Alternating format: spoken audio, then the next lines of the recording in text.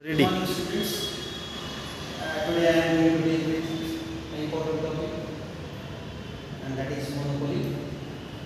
Monopoly market is very important market.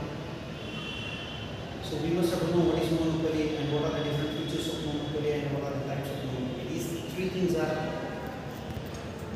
put forward by BOS Committee for Syllabus, and I am going to deal with these three concepts. The first thing, that is monopoly. What's mean? Monopoly means what? A market condition where there is a single seller that and large number of buyers, that market is considered as a monopoly. This definition given by economists or experts by taking into consideration the Greek meaning of monopoly word. Monopoly, this English word derived from two Greek words. Mono means a single, poly means a seller. On that basis, that expert defined what is monopoly. Monopoly means a market condition where there is a single seller and large number of buyers. That market is considered as a monopoly market. It means that the definition dependent on these two words, mono and poly. These are the two Greek words. Mono means a single in Greek language, and poly means P-O-L-Y. Poly means a seller. So that is why monopoly means a market condition where there is a single seller and large number of buyers. Another definition given by Mr. Chamberlain regarding monopoly. Monopoly means a market condition where there is a single firm which has total control over the supply. That market is considered as a monopoly market. According to another expert, a market condition where there is only one firm which has total control over the supply, as well as there is no close substitute available for the product which the monopolist produces. That market is considered as a monopoly market. It means that different experts given different opinions regarding monopoly. But as far as our understanding is concerned, students' understanding is concerned, a simple definition regarding monopoly, that is a market condition where there is a single seller and large number of buyers. Enough. This simple definition allows the student to memorize this particular term for a longer period of time. By taking into consideration its meaning, we should focus a lot on the second component of monopoly, that is features of monopoly. There are about 7 features mentioned by me here. The first feature, that is single seller. As far as this particular competition is concerned, particular market is concerned, monopoly market is concerned, in this market only one firm regulates the entire production process. No other firm, no other seller sells the similar kind of product in this market. And that is why this market is considered as a monopoly market. It's a definition itself explains the market condition where there is a single seller, that market is considered as a monopoly. So that is why on the basis of that definition we can easily understand how many sellers usually sells the product in this market. Only one seller sells the product in this market. So that is why the first and very important feature of this market is single seller. Another one, no close substitute. As far as this market is concerned, whatever the product the monopolist is going to sell, for that particular product, no other firm competes by producing another product. It means that in simple words we can say that monopolist never faces any type of competition from the rival firms. There is absence of rivalry in this market. Only one seller, only one firm produces the product and sells it. That firm, it has a total control over the supply. And that is why we can say that monopolist enjoys the monopoly due to lack of availability of close substitute in the market for his product.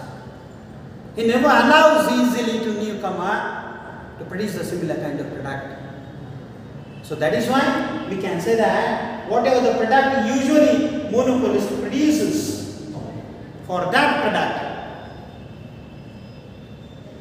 no other firm produces the similar kind of product or competes. No other firm competes with the monopolist product. Third feature, and that is also very important one, no entry or barriers to entry. Every seller wants to earn maximum profit, and monopolist main aim is to earn maximum profit. And to earn maximum profit, you want to sell more. You don't want to distribute his entire market with the rest of the sellers. And that is why he wants to control the entire market. And to control the entire market, he usually creates number of barriers in front of the newcomers. He never easily allows the new firm to get entered in the market and to produce the similar kind of product. He creates entry barriers, legal barriers, artificial barriers, political barriers, social barriers, number of types of barriers usually monopolist creates in front of the newcomers, and he never allows the newcomer to produce the similar kind of commodity or to get entered in the market and produce the similar kind of product which the monopolist firm produces. So ultimately we can say that no entry, there is a no entry for new firm. Okay, if what will happen? Do you have any idea? If the monopolist allows the new firm to produce the commodity, automatically he will lose his monopoly, and that market converts into duopoly. That market will convert into oligopoly. That market will convert into monopolistic competition. If number of sellers, number of firms get entered in this market, to remain as a monopolist of the market, he never allows the rest of the sellers or firms to get entered in this market. So that is why we can say that monopolist creates entry barriers for the new firms. Another and very important feature of this market, that is complete control over the market supply. Before knowing market supply, we should know what is supply. Supply means quantity of the commodity offered for sale by the seller at a particular price level at a given time and place. That is considered as a supply. And what is market supply? Sum of all individual supply is considered as a market supply. As far as this market is concerned, in this market, only one producer is there, only one seller is there, only one firm is there. So whatever the goods and services that firm produces, that much quantities they releases in the market for sale, or some part of entire production they can keep in Godown. It means that that firm owner has total control over the supply, and due to that he usually enjoys the monopoly. This is very important and the quality feature of monopoly market. Moving ahead, fifth feature, that is price maker. As far as this market is concerned, monopolist usually decides the prices of goods and services. Whatever the product monopolist produces,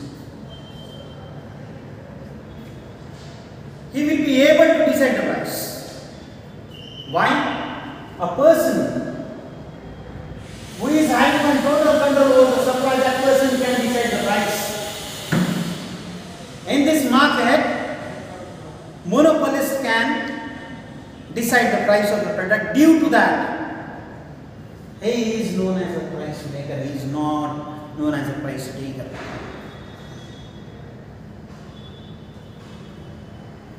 No other firm competes with the product which the monopolist produces, and that is why he will be able to decide the price of his own product.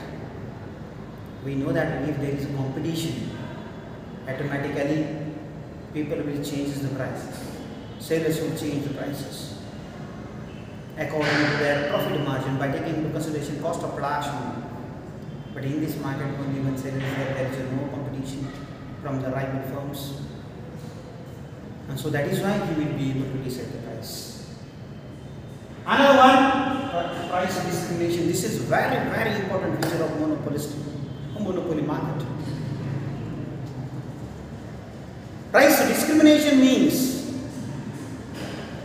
charging different prices to the different buyers for the same product.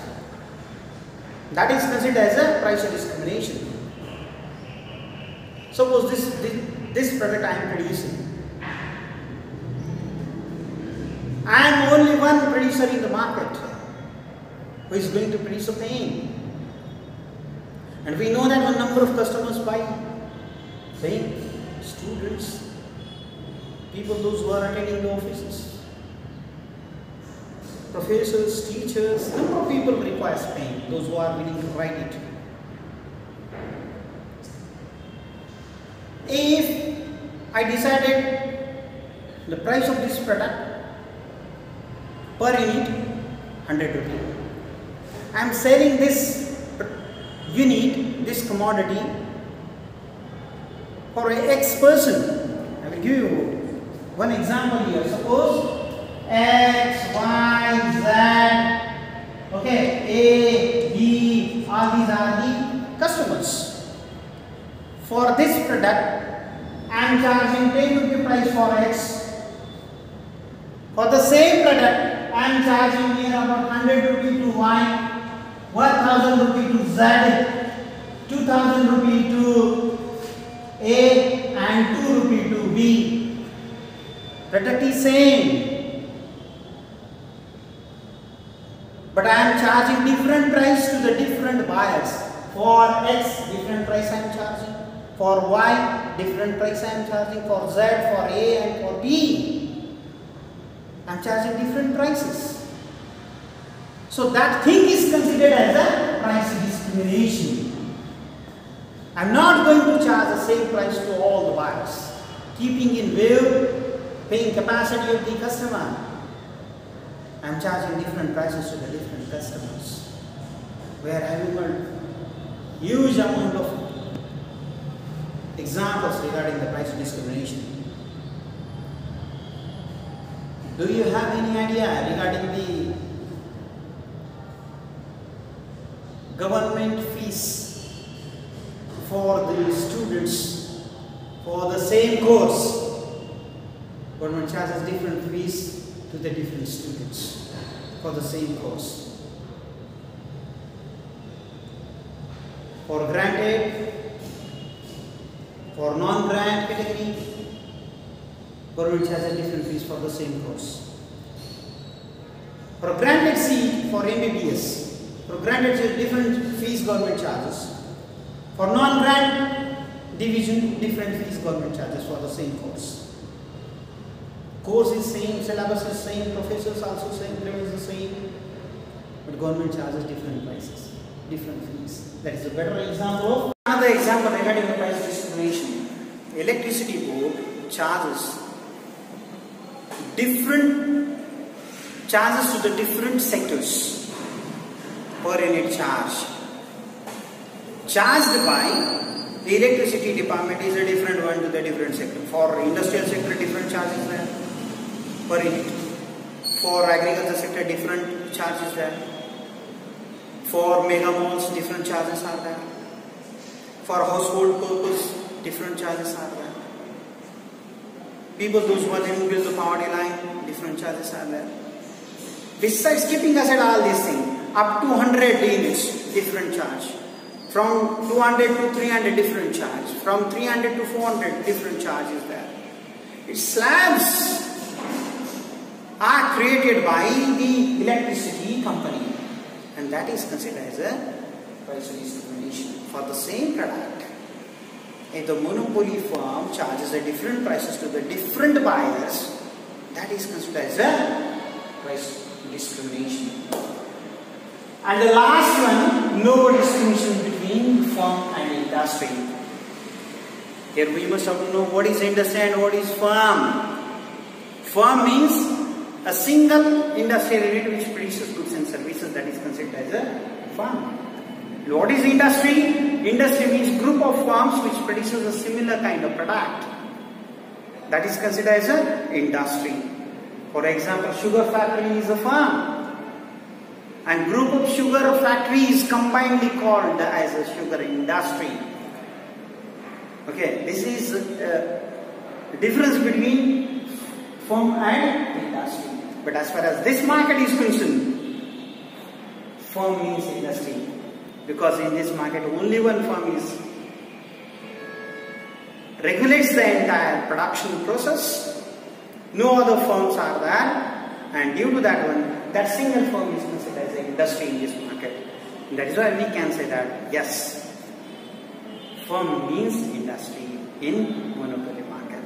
But the same thing is not available in perfect competitive market. In perfect competitive market, group of firms is considered as an industry. But in monopoly, single firm is considered as an industry. So these are very, very important features of monopoly.